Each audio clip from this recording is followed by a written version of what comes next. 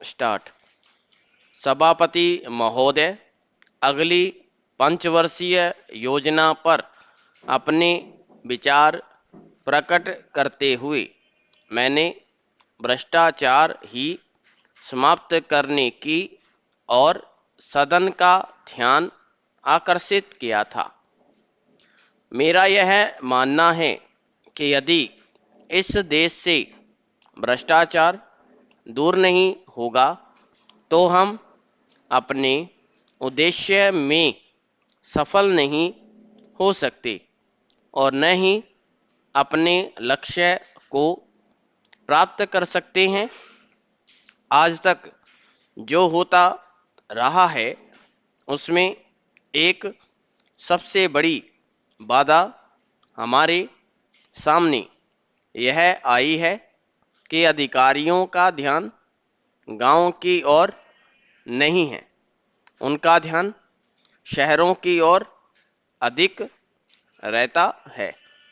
और यही कारण है कि देश की 80% आबादी जो कि गांव में रहती है की तरफ वे उदासीन रहते हैं। पैरा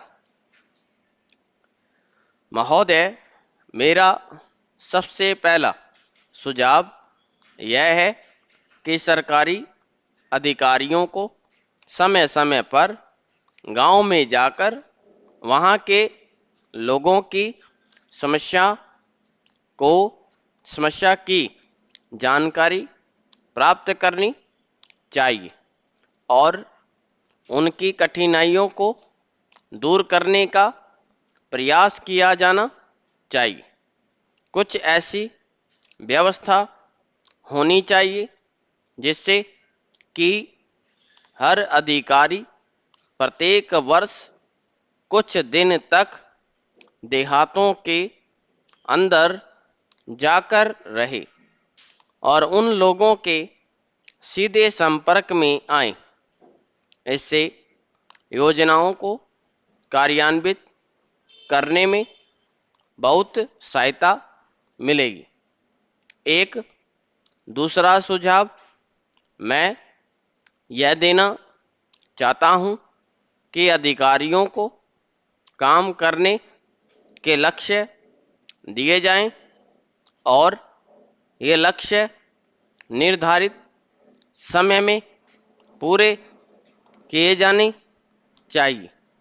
जो अधिकारी निश्चित समय के अंदर उन लक्ष्यों को पूरा कर लें उन्हें प्रोत्साहन दिया जाना चाहिए और जो पूरा न कर पाए उनके मामले में समुचित कार्यवाही की जानी चाहिए। पैरा महोदय, आज चारों ओर से यह कहा जा रहा है कि स्थिरता नहीं है।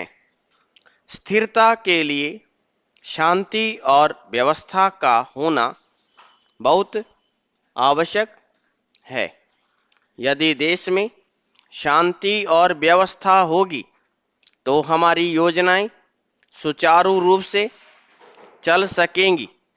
हमारी जो शक्ति आज शांति और व्यवस्था स्थापित करने में लगती है उस शक्ति का प्रयोग हम अपनी योजनाओं के काम में लगा सकते हैं।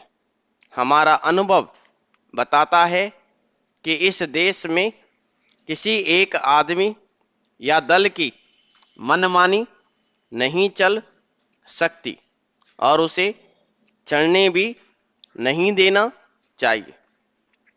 महत्वपूर्ण निर्णय जनता की इच्छा के अनुरूप ही होने चाहिए।